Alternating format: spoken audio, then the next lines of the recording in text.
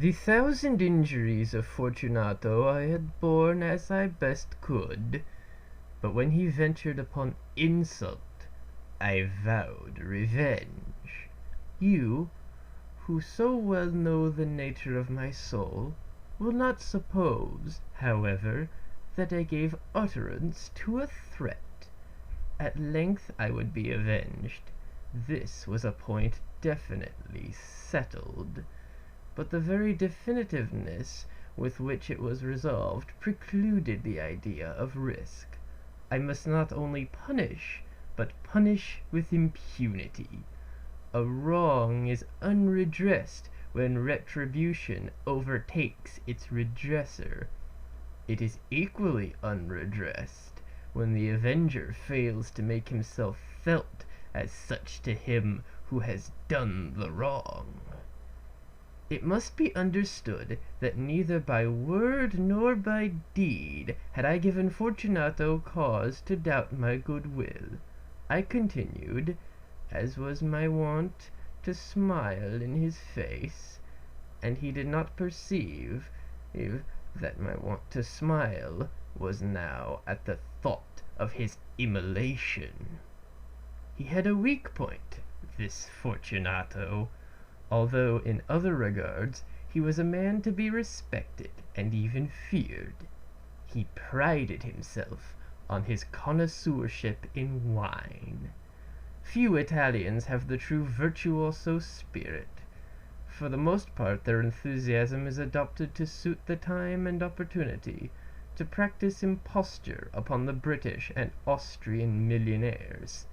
In painting and gemmery, Fortunato, like his countrymen, was a quack, but in the matter of old wines he was sincere. In this respect I did not differ from him materially. I was skilful in the Italian vintages myself, and bought largely whenever I could. It was about dusk, one evening during the supreme madness of the carnival season, that I encountered my friend. He accosted me with excessive warmth, for he had been drinking much. The man wore motley. He had on a tight-fitting party-striped dress, and his head was surmounted by the conical cap and bells. I was so pleased to see him that I thought I should never have done wringing his hand. I said to him, "My dear Fortunato, you are luckily met. How remarkably well you are looking to-day! But I have received the pipe of what passes for Amontillado, and I have my doubts." "How?" said he. "Amontillado? A pipe? Impossible! And in the middle of the carnival!" "I have my doubts," I replied, "and I was silly enough to pay the full Amontillado price without consulting you in the matter. You were not to be found, and I was fearful of losing a bargain." "Amontillado!" "I have my doubts." "Amontillado!" "And I must satisfy them." "Amontillado!" "As you are engaged, I am on my way to Lucrezi. If anyone has a critical turn, it is he. He will tell me—" "Lucrezi cannot tell Amontillado from sherry." "And yet some fools will have it that his taste is a match for your own." "Come, let us go." "Whither?" "To your vault." "My friend, no. I will not impose upon your good nature. I perceive you have an engagement. Lucrezi—" "I have no engagement. Come." "My friend, no. It is not the engagement, but the severe cold with which I perceive you are afflicted. The vaults are insufferably damp. They are encrusted with nitre." "Let us go, nevertheless. The cold is merely nothing. Amontillado! You have been imposed upon. And as for Lucrezi, he cannot distinguish sherry from Amontillado." Thus speaking, Fortunato possessed himself of my arm, and putting on a mask of black silk, and drawing a roquelaire closely about my person, I suffered him to hurry me to my palazzo. There were no attendants at home. They had absconded to make merry in honor of the time. I had told them that I should not return until the morning, and had given them explicit orders not to stir from the house. These orders were sufficient, I well knew, to ensure their immediate disappearance, one and all, as soon as my back was turned. I took from their sconces 2 flambeaux, and giving one to Fortunato, bowed him through several suites of rooms to the archway that led into the vaults. I passed down a long and winding staircase, requesting him to be cautious as he followed. We came at length to the foot of the descent, and stood together upon the damp ground of the catacombs of the Montresors. The gait of my friend was unsteady, and the bells upon his cap jingled as he strode. "The pipe!" he said. "It is farther on," said I, "but observe the white webwork which gleams from these cavern walls." He turned towards me, and looked into my eyes with 2 filmy orbs that distilled the rheum of intoxication. "Nitre?" he asked at length. "Nitre," I replied. "How long have you had that cough?"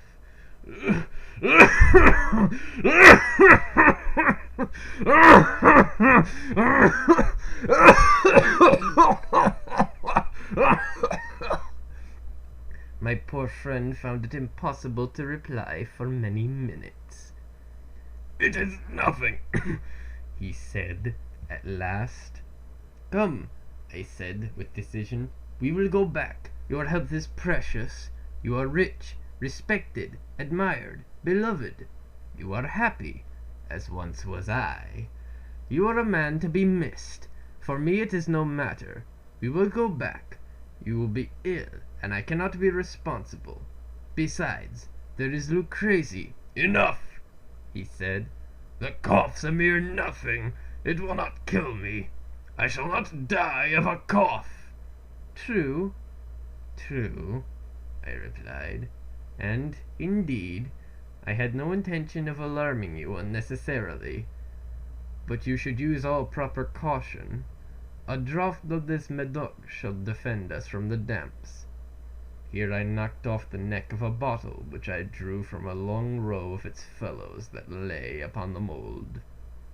"Drink," I said, presenting him the wine. He raised it to his lips with a leer. He paused and nodded to me familiarly, while his bells jingled. "I drink," he said, "to the buried that repose around us." "And I to your long life."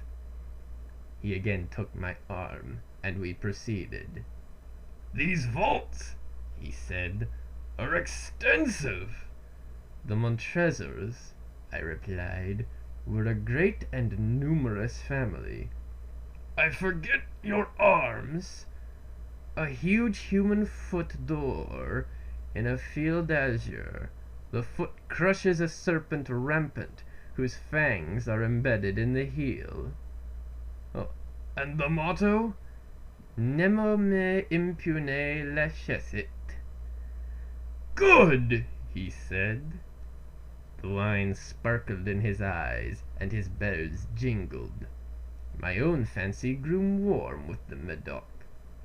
We had passed through long walls of piled skeletons, with casks and puncheons intermingling, into the inmost recesses of the catacombs. I paused again, and this time I made bold to seize Fortunato by the arm above the elbow. "The nitre!" I said. "See, it increases. It hangs like moss upon the vaults. We are below the river's bed. The drops of moisture trickle among the bones. Come, we will go back ere it is too late. Your cough—" "It is nothing," he said. "Let us go on. But first, another draught of the Medoc." I broke and reached him a flagon of de Grave. He emptied it at a breath. His eyes flashed with a fierce light. He laughed, and threw the bottle upwards with a gesticulation I did not understand. I looked at him in surprise.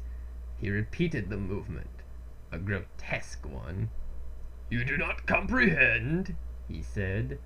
"Not I," I replied. "Then you are not of the Brotherhood." "How?" "You are not of the Masons." "Yes, yes," I said. "Yes, yes." "You? Impossible! A Mason?" "A Mason," I replied. "A sign," he said. "A sign!" "It is this," I answered, producing from beneath the folds of my roquelaire a trowel. "You jest!" he exclaimed, recoiling a few paces. "But let us proceed to the Amontillado." "Be it so," I said, replacing the tool beneath the cloak, and again offering him my arm. He leaned upon it heavily. We continued our route in search of the Amontillado. We passed through a range of low arches, descended, passed on, and descending again, arrived at a deep crypt, in which the foulness of the air caused our flambeaux rather to glow than flame. At the most remote end of the crypt there appeared another, less spacious. Its walls had been lined with human remains, piled to the vault overhead, in the fashion of the great catacombs of Paris. 3 sides of this interior crypt were still ornamented in this manner. From the 4th side the bones had been thrown down, and lay promiscuously upon the earth, forming at one point a mound of some size. Within the wall thus exposed by the displacing of the bones, we perceived a small interior crypt or recess, in depth about 4 feet, in width 3, in height 6 or 7. It seemed to have been constructed for no especial use within itself, but formed merely the interval between 2 of the colossal supports of the roof of the catacombs, and was backed by one of their circumscribing walls of solid granite. It was in vain that Fortunato, uplifting his dull torch, endeavored to pry into the depths of the recess. Its termination the feeble light did not enable us to see. "Proceed," I said. "Herein is the Amontillado. As for Lucrezi—" "He is an ignoramus," interrupted my friend, as he stepped unsteadily forward, while I followed immediately at his heels. In niche, and finding an instant he had reached the extremity of the niche, and finding his progress arrested by the rock, stood stupidly bewildered. A moment more, and I had fettered him to the granite. In its surface were 2 iron staples, distant from each other about 2 feet, horizontally. From one of these depended a short chain, from the other a padlock. Throwing the links about his waist, it was but the work of a few seconds to secure it. He was much too astounded to resist. Withdrawing the key, I stepped back from the recess. "Pass your hand," I said, "over the wall. You cannot help feeling the nitre. Indeed, it is very damp. Once more, let me implore you to return." "No? Then I must positively leave you. But I must first render you all the little attentions in my power." "The Amontillado!" ejaculated my friend, not yet recovered from his astonishment. "True," I replied, "the Amontillado." As I said these words, I busied myself among the pile of bones of which I have before spoken. Throwing them aside, I soon uncovered a quantity of building stone and mortar. With these materials, and with the aid of my trowel, I began vigorously to wall up the entrance of the niche.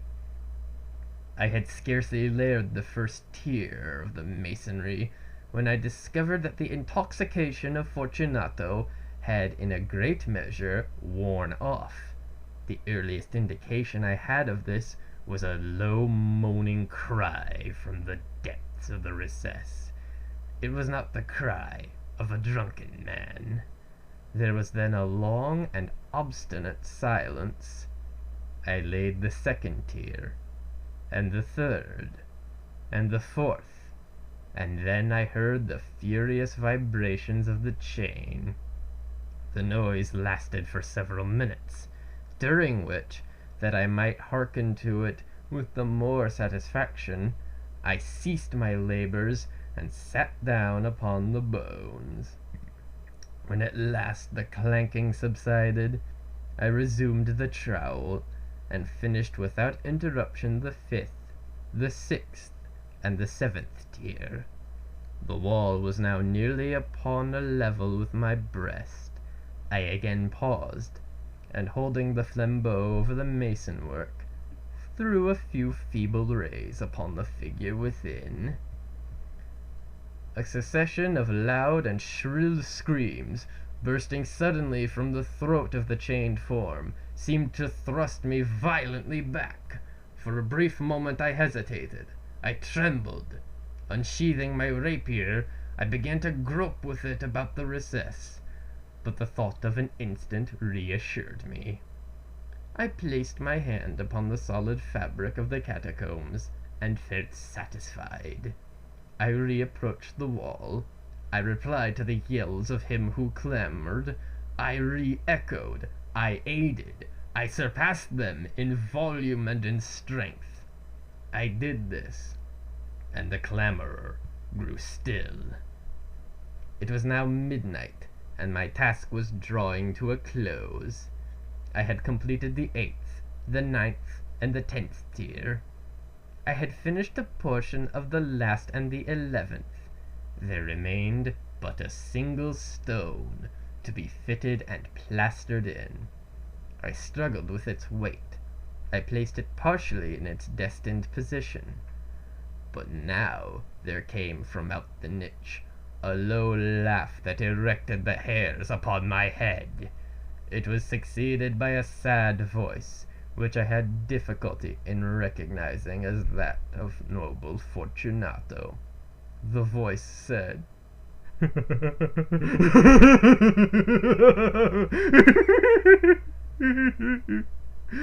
very good joke, indeed. An excellent jest. We will have many a rich laugh about it at the palazzo. Over our wine." "The Amontillado," I said. "Yes, the Amontillado. But is it not getting late? Will they not be awaiting us at the palazzo? The Lady Fortunato and the rest? Let us be gone." "Yes," I said, "let us be gone." "For the love of God, Montrezor!" "Yes," I said, "for the love of God!" But to these words I hearkened in vain for a reply. I grew impatient. I called aloud, "Fortunato!" No answer. I called again, "Fortunato!" No answer still. I thrust a torch through the remaining aperture, and let it fall within. There came forth in return only a jingling of the bells. My heart grew sick. It was the dampness of the catacombs that made it so. I hastened to make an end of my labor. I forced the last stone into its position. I plastered it up. Against the new masonry, I re-erected the old rampart of bones. For the half of a century, no mortal has disturbed them. In pace requiescat!